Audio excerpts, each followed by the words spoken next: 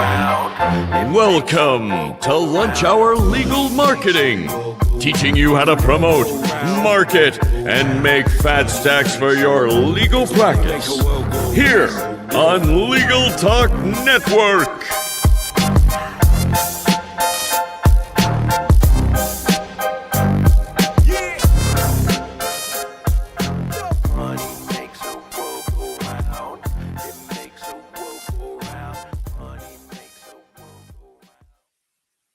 Oh my gosh, it worked. The intro video played and then faded out all by itself. The magic. Well done. Instead of that endless loop. Remember the endless loop we were on the other day? Endless loop, or we're talking during it, or I play the intro music at the end, or a million other hilarious Lunch Hour Legal Marketing outtakes. We did have that issue with I love the new format for the pod where we have that teaser piece of content at the beginning. It had different music when we did it, and it took a moment to orient myself, even myself, as our freaking podcast. It took a moment to orient where we were and what the pod was. So we talked with Adam yesterday, and when we did our most recent recording, we're going to bring I still like that clip it at the early phase of the recording, and then we will ground the listener with Money Makes the World Go Round, and so they'll know where they are. And I think that was a really good solution. What's the thinking there? Why do we do that? Brand consistency, baby. What am I listening to? Brand consistency with the music. Why put this little teaser snippet at the front? Well, is this Socratic or? It is Socratic. So whatever you want. Okay, good. Well, okay. No, the reason to put the teaser snippet is because it's going to give a very brief foreshadowing of what is to come. It's better than this is on the agenda. And you can take, and we kind of joked around about this. We always have funny clippets that you can pull out, and it's going to get the listener as a hook to listen through to later on in the show. And part of the podcasting, KPIs are, it's not just downloads, it's how long did people listen to it.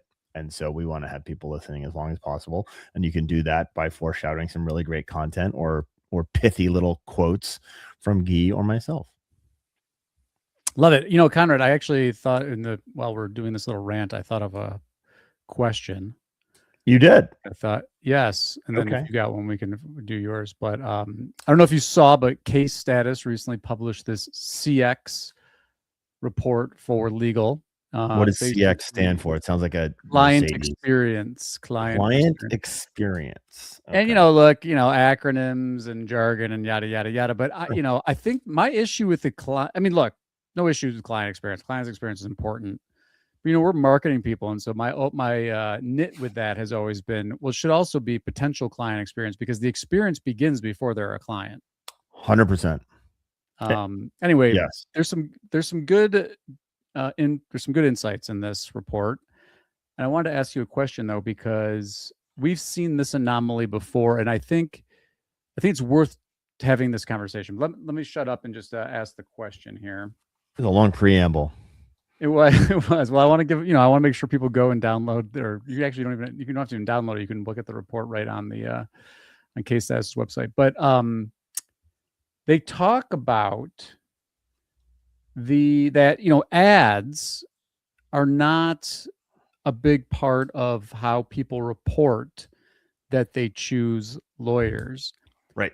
But do people always report how they choose lawyers the same way they actually choose lawyers?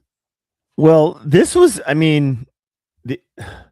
no, they don't report, nor are they honest with themselves about how they choose a lawyer. It's subconscious. They don't even, you can't even ask them it, because they're like, this is how I think this is how I think I would choose it, but this isn't actually how you do it. And the reason that this is true as we move into the election season is because of the lawn signs that are going to litter America that just have a name on it. Rarely even the party. It is just the name. And there has been no voter in the history of ever who's like, I really supported Obama because of the lawn signs. However, what happens in your mind is you have this brand awareness. I've heard of this before. I've heard it, and there's comfort in that, and it drives behavior. And like, this is not Guy and Conrad postulating. This is like deep research with hundreds of millions of dollars worth of money spent on lawn signs, because the name awareness is so unbelievably important. And yet we lie to ourselves when asked, why did you, and you're right, it is subconscious, but like name recognition. Here, I'll use a different example.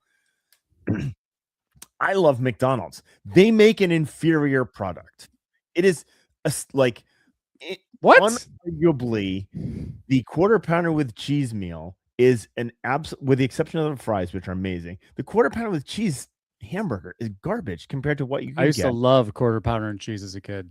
I eat them. There's 3 or 4 boxes on the front passenger seat of my Volvo, because whenever I go out on something and I'm hungry, I'd get a quarter pounder cheese meal with a Coke. My kids laugh because that's all I ever order. I love that. But like, I know it's an inferior product, and yet here we go, getting in line in McDonald's to buy this thing because of this awareness.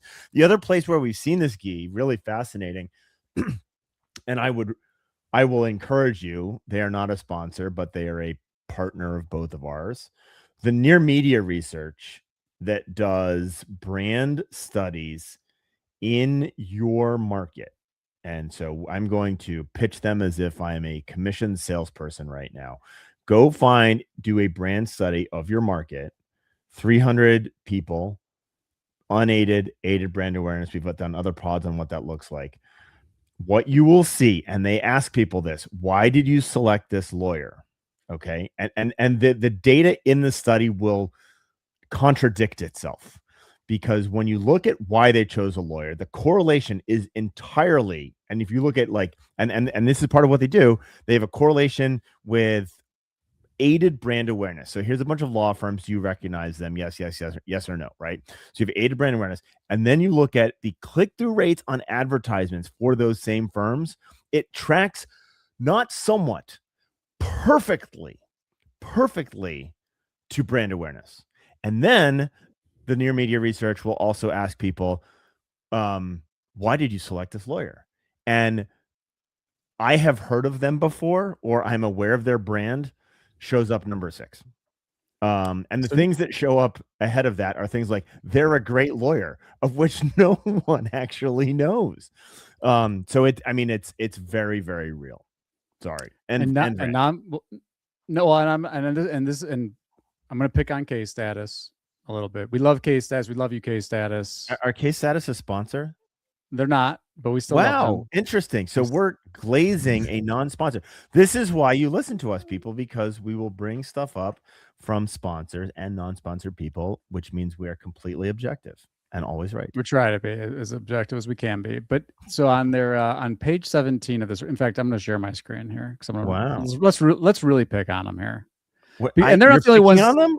You're giving them free publicity, dude. No, I'm giving them free. Exactly. But there's no such bad thing on them. Okay. I'm going to pick on them too here in a second if I can figure out how to do this. Window share. All right, here it is. This is from the report. There we are. When shopping for a firm, clients most rely on recommendations from friends and family. Just 5% of clients say ads most influence their decision to contact a law firm.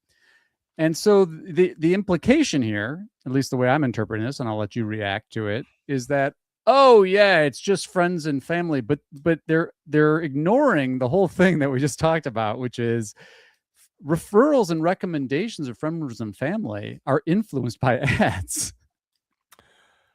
100%. I just like, this is, there's been self-reported attribution has been panned because it's not accurate. That is a true thing.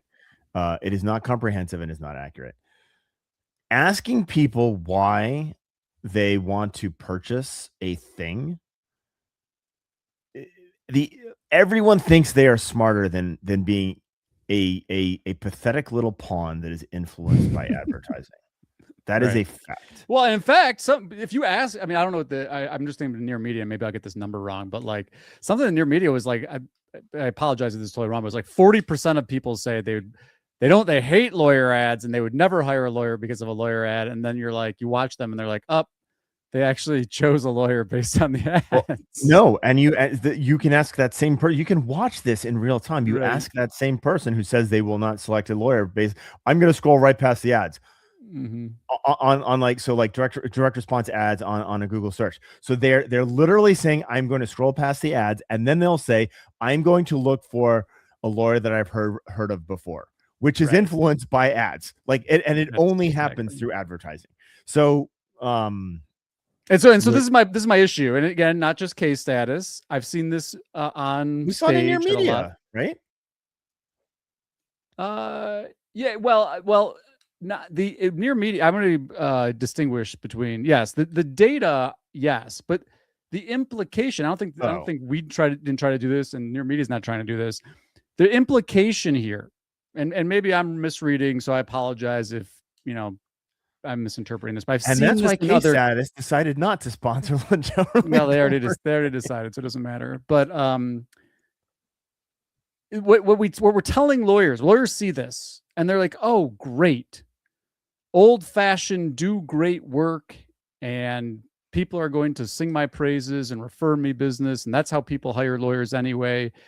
It's a little bit. I'll say this: it's misleading. And it's lacking the context that all of this advertising we see it every single day. And so lawyers do. So what do? They see that and they're like, oh yeah, my clients don't look at advertising. I'm going to cut all my advertising and focus on, just doing great work in the old fashioned way. And it's like, great. You're playing with your hands tied behind your back. Hey, I have a question for you. Yeah. We're guilty of this, aren't we? Well, we're guilty of, maybe we are, but I'll tell you what I'm guilty of. I mean, is your agency guilty of this? Yeah. My agency? Yes. No, I don't. Gosh, I hope not. We talk about this. You are one of the least self-promotional people I know. Thank you. I'm not commercial. Yes, thank you. But I mean, it's an interesting trap. Like Well, think about the vice versa. This is the way I look at it. I'm like, oh, of course, agency bros say this is my got to do advertising, and I'm like, look, everybody, agency bro here. If we talk about this all the time. If you kill all your advertising and you only do non-brand, I mean, we literally just talked about this on the last podcast that's not published yet. Next week. Stay tuned. Yeah. It's in the agency's interest to explain the value of the branding and all this kind of stuff, and that the impact of ads. Yes, do we manage media and advertising? We do. Whether you use us, do it in-house, do offline, whatever, it's objectively verifiable that advertising increases the likelihood that somebody will recommend, refer, choose, whatever you want to hire. And so again, I just self-serving, sure. But this idea that you're just that people don't like ads and therefore ads don't work. Thank you for spreading that message, because it makes it easier for our clients. I think a lot of agencies still don't see this, and they are still channel focused. They are. I'm an SEO company. Now I'm calling myself a GEO company. I'm a pay-per-click company. I'm a direct response thing. I do local, like whatever it might be. You are not playing the entire chessboard. You are not. And not only that, you're. It's not just that you. So this is the thing that I want, because we've talked about this before. And yes, you're right. You're not playing the entire chessboard. I said hands tied behind your back. But you're not playing the entire chessboard, and the pieces that you have, you're only using you're like saying the queen, we're going to only use the queen, and we're going to allow the queen to move one space at a time. I mean, it's in your own interest, agencies. I thought you were going to say we're only using the queen and we're playing Monopoly. Right. Well, the thing I don't that I think it's just funny because this is the story we see over and over again. PPC persons like, oh look, PPC cases, PPC consultations. And then you dive in, and whether you're looking at the search terms report or whatever, you're like, oh yeah, this is all brand search. And we talked about that forever. And so the agency who's running that media will say something like, hey, you should shift more of your budget to do PPC. And so the firm's like, cool, you guys are on this, you're tracking it and all this stuff.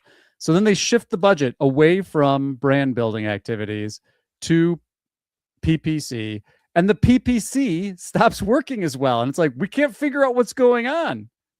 It's because your brand is eroding is the answer. Yeah.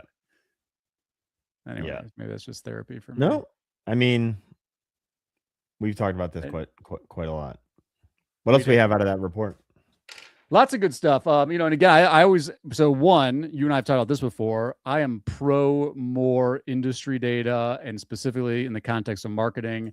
There's a lot of good stuff in here. And it's also good to validate across different studies. So, it's great to compare the research at Near Media with this, with Clio's legal trends report, with some of the other industry reports. And in fact, if you stumble across this conversation and you know of other industry research and reports, we would please send them to us because we love to look at this stuff. But all right, we'll give you some, since we're on this topic, let's let you guess. I don't know if you're already reading the report, so maybe you're already no, I'm not. Poison. All right, good. So I'm gonna pose a question. I want you to guess. We'll play the same game we've played with Near Media. If you needed to hire, this is the question they asked participants. If you needed to hire a law firm today, which of the following sources would you use to research and evaluate your options before reaching out to a firm? Now, keep in mind, not PI specific like Near Media. Okay. And they list the top 4 selections, and then I want to do also the bottom 4. And the bottom 4 is going to be so great. I can't wait. So let's start with you can name anything you want, and if it's on either of the lists, I'll tell you. And we're looking for an 8 total. Top 4 most selected and bottom 4 least selected. Least selected. Yeah. Yellow Pages. So Yellow Pages isn't specifically named, but it's certainly in one of the bottom 4 categories. And you should know from the conversation we just had the broad category of one of the bottom 4 because we just talked about it. I'm going with directories. Directories is on there. That's number 2 of the bottom 4. There's a big category though that it's hard because this is just open ended. No, but print is in this other category. It's a big umbrella category. Offline brand spend. Advertisements. They say. So you got 2 out of 4 of the bottom 4. And this is consumer perspective, right? Yeah, this is the consumer perspective. Okay. So number 1 would be referrals. Yes, recommendations from friends and family, number 1 on the list. So now you got also fallacious because most friends and family don't have a really good network of lawyers, right? Yeah, I mean misleading at best, right? Yeah. And again, this is my same issue with the legal trends report is that it's like, sure, but like how are these recommendations happening? It's not just like they're not completely organic, like, oh, you just use them as a client, as a lawyer, and then all of a sudden they signed up, right? Anyway. I will put a category called the internet or Google.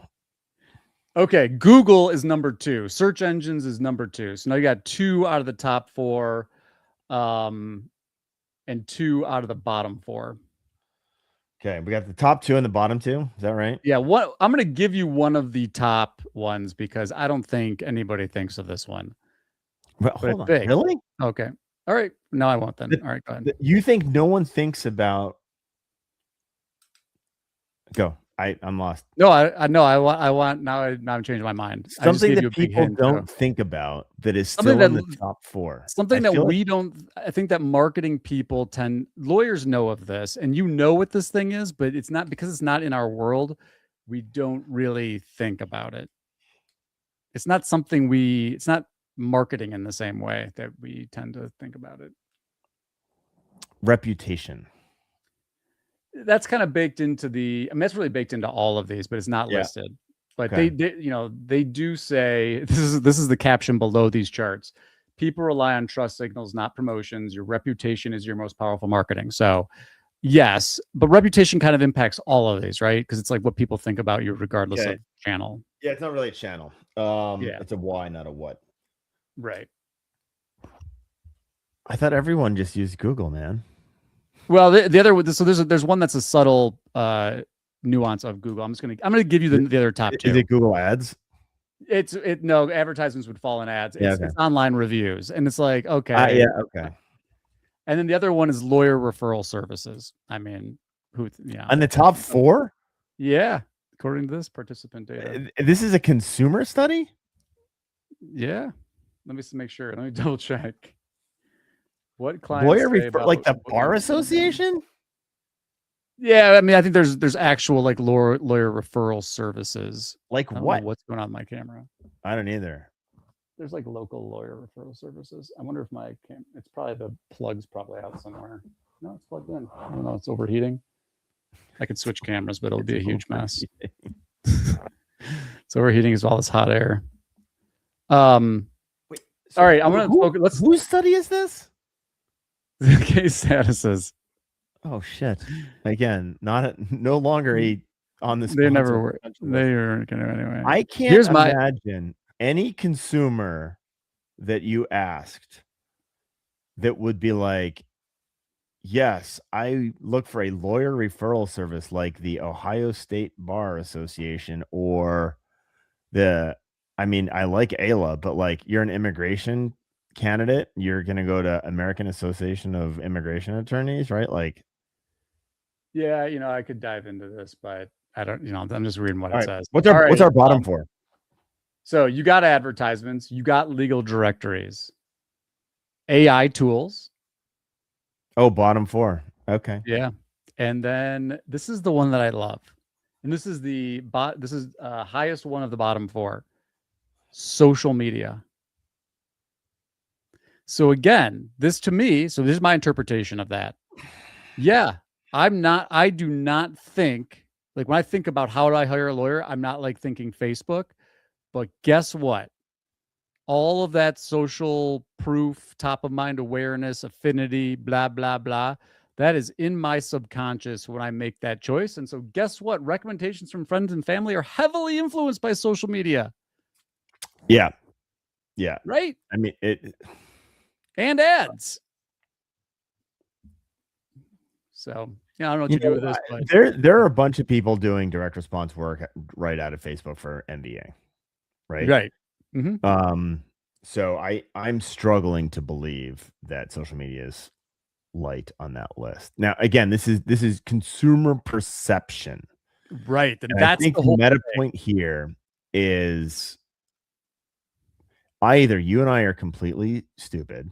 We're not, because we see it. I've watched it with my own eyes. I've watched with my own eyes when people are like, car accident lawyer near me, and they're like, oh yeah, I recognize this firm from whatever thing that it is. That's right. That's right. We're not. Yes, or go, how many lawyers? I mean, there are lawyers that are prolific on LinkedIn, and they will tell you, I am getting clients directly from LinkedIn. They are literally DMing me.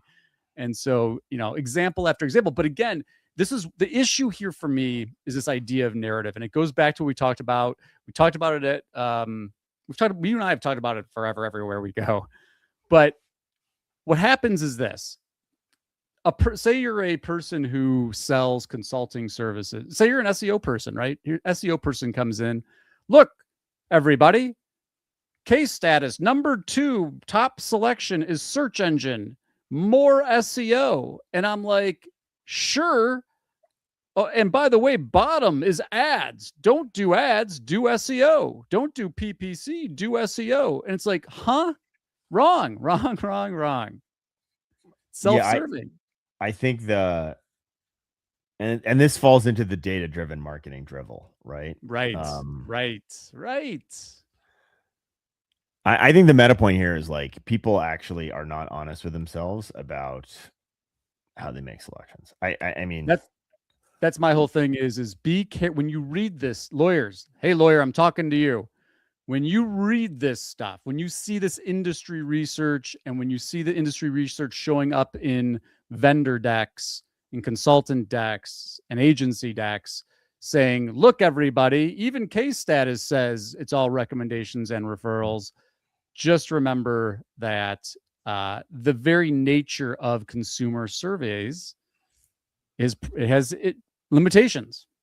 I'll give you another caution here. You're not going to see this specific piece of data because all of you guys want to be spoon-fed. We have conquered AI. You only want to hear about AI. And so everyone is reinventing themselves as the AI expert. And this is showing that it's low. I was thinking about this the other day, and the PILMA conference really pushed me here because there was a session on the lies of AI, something like that. I can't remember. Lies of AI. And then we kind of panned it. I feel like there's an accepted backlash at this point in time that AI has not transformed everything from a marketing channel perspective as much as people thought it would. Do you agree with that? Well, I know what you're saying. I do think it's transforming, but not in the way and to the extent that I think that the hype cycle would have you believe, right? Because again, look, we know people are turning to ChatGPT to do research. Sure. We know that research on ChatGPT is driving people to go back to Google to find contact information, do brand searches on lawyers. We know that AI mode and AIOs are impacting the surfaces on Google in particular. And the biggest of all of this is we know that AI is impacting user behavior, right? So in those contexts, like, yeah, it is, but it's not the narrative of no one's using Google anymore. Everybody's on ChatGPT. Like that narrative is just those two things are completely separate. And this is a new channel thing I can unlock because I'm so smart. I think there has been a widely accepted pushback on that, which has happened very quickly. I think so too, and I think the other part of all of this, and like Pew Research has a lot of good stuff on this from, I think it was like June of last year. So I'm waiting to see what their next report on AI is. But people are coming to the table with a healthy skepticism of AI in general. People are there's pressure on people because it's like some people are losing their jobs. They at least they view that they're losing their jobs because of AI. Some people are using AI and are recognizing the limitations of the tool itself, right? Like, I mean, how many times have you gone and seen like, oh yeah, it's like these answers aren't all they're cracked up to be.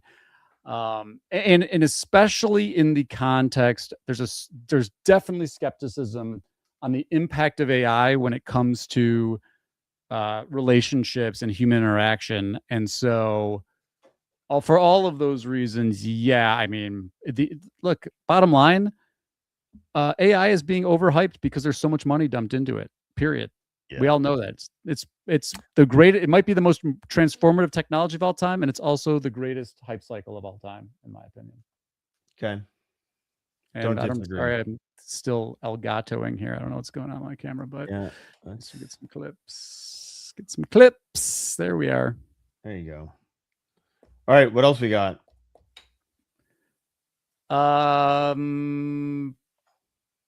I guess we briefly talked about this on the pod this week, but there's this like ebbing and flowing of citations and like citation sources, and and we talked about the astroturfing Reddit stuff.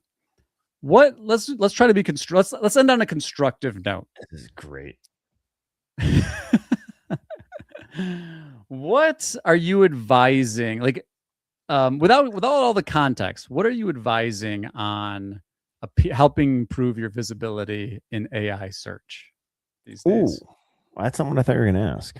Oh, all right. Go. What do you think I was going to ask? These are correlated, but you asked a much more open-ended question. I thought you were going to ask, what are you advising on paid citations? Okay, let's do that first. Often so this came up with This week, super lawyers and best lawyers, different clients asking us about what we should do about super lawyers or best lawyers. And the construct that you have to, the important thing is, there's a lot of important things here. The first is there is not a be all end all answer. Sorry, let me put this differently. The answers are always unique to the individual market. That is true. And so you can't, like, I will use the Yelp geographic coverage as an example here. Yelp users tend to cluster closer to California. And if you are in Ohio, the likelihood that you're a heavy Yelp user is close to zero. And so Yelp has much better visibility there. Justia, for the very longest time, and I don't know why, their sites on the East Coast did amazingly well. Compared to, so it's locations. Boston in particular. Yeah. So like why that is, I don't know, nor do I care. It just is. And so I think you need to start understanding what is actually having an impact in your market. Now, the problem with doing that is if you, from an AI perspective, and the impact of AI, you have to look at 100, 200, 300 queries and start making lists of what's actually showing up. Now you can do this, and you can start recognizing that Yelp shows up or Reddit shows up or Avvo does or doesn't, etc. And so, like, just the sheer volume of time that these things show up, it actually has an impact, and that's something that you should know. So I think from an impact of AI, spending time understanding what is having an impact on AI is important. I also think we call this, for want of a better term, we call this superlative marketing. There is a semantic upside in being listed in best lawyers when people are looking for the best lawyers. And the contrapositive to this is, like, no one is looking for pretty good lawyers. Right. And so prettygoodlawyers.com is not going to have semantically a big impact. Now, that may be the best. Like, if you went to like a domain rank thing, watch Geek Gag here. If you went to a domain rank kind of mindset on this, Pretty Good Lawyers might be the most important. And I mean, you look at Avvo. Avvo is full of all lawyers, great lawyers and pretty good lawyers and downright crappy lawyers who sleep with our clients. Right. And so there's a semantic side to this. I'll go further with Avvo. Avvo has a scale of 1 to 10 on lawyers, right? On a lawyer's background. That is a semantic thing that these LLMs are actually looking for to help understand whether or not someone's a good lawyer. I think that's really, really valuable. The other thing I would look at, Guy, is to the extent that you have tracking on one of these directory or citation sources, how much is coming in. You should have UTM codes to see whether or not it's actually driving traffic to your site.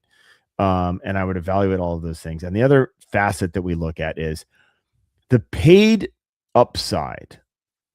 And I'll use a simplistic example, but the paid upside, what is the paid upside? And I'll use Avvo as an example in this. And I don't know how Avvo works anymore, to be blunt, but if you never show up on Avvo because you haven't paid them, it makes it more valuable to pay them to actually show up. However, most of these directories have free listings. So, like, how much of the value to an LLM are you getting out of that free listing?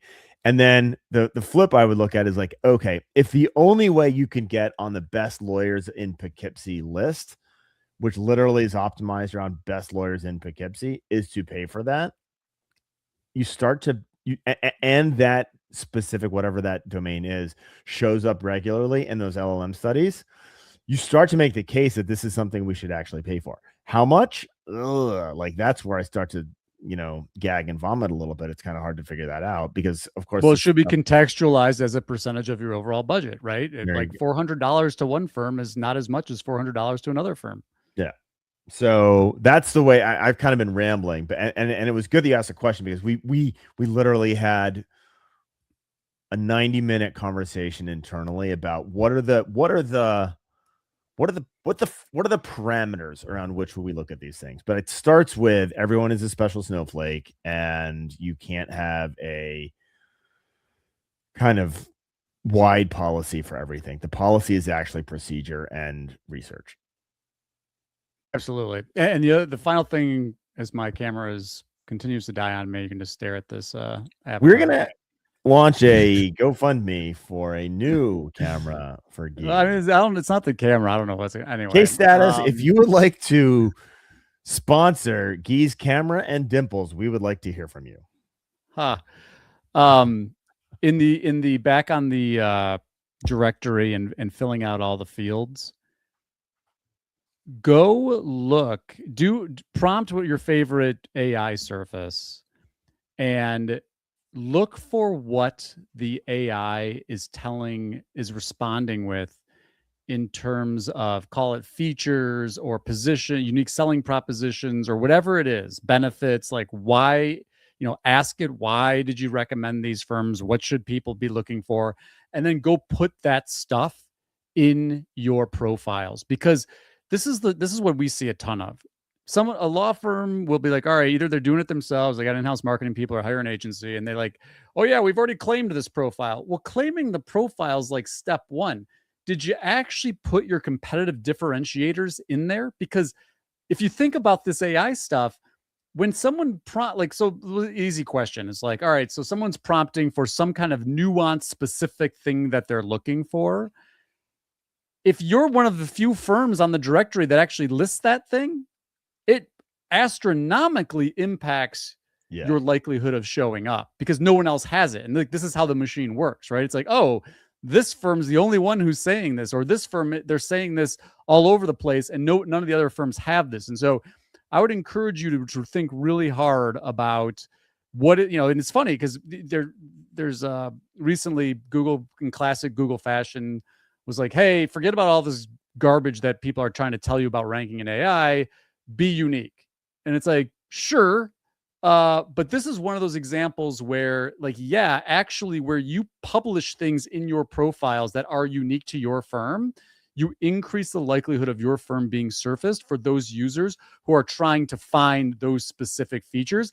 And lawyers don't think like this. They're stuck in this idea of like, everybody searches on car accident lawyer. And don't get me wrong, bottom of the funnel, non-brand head terms are a thing. But the other things that go into why someone might be thinking about like issues they might be trying to solve in that journey, that's the stuff that helps you stand out. And the AIs are more likely to surface that if they see that consistently across all of these different citation sources. I'm going to leave us with, we're going to close with something about being an awesome client. Okay. And this has happened twice recently, but I'm going to read this. This is on LinkedIn. I won't name the firm here, but I like the way that they're thinking about their relationship with their marketing vendor. Last month was not a great month. Though our intake department runs well, we just weren't getting the calls that we normally got. I know it's hard to believe, but I'm actually happy with my digital marketing company. When I had a bad month and I met with them, they didn't lie to me. They didn't tell me they knew all the answers. They didn't promise me any immediate fixes. We walked through what happened, looked at the data, identified a few issues, but we kept going and keep working on our strategies. That is from a marketing company on a month-to-month contract that didn't upsell me, they didn't blame me, and they didn't say none of this wasn't their fault. We just worked through it together. That's awesome. Sit on the same side of the desk with your agency. Find an agency that you want to sit on the same side of the desk with, and it makes all the difference in the world. Money makes a world go round. It makes a world go round. Money makes a world go round. In this edition of Lunch Hour Legal Marketing Office Hours. Till next time, have a great rest of your week.